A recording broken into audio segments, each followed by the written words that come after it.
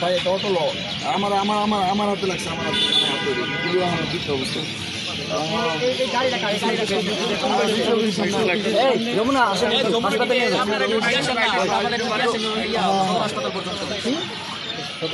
গাড়িটি কি আপনাদের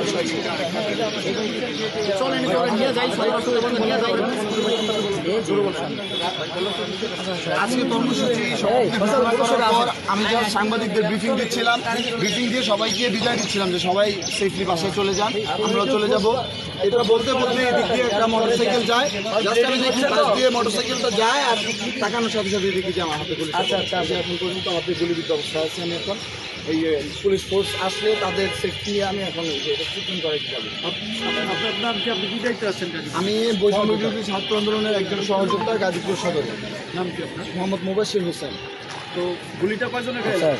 আমার একের গায়ে লাগে, একটা ছুটি করে সেটা আমার এই ডান হাতে লাগে। 100% বুকে লাগছে।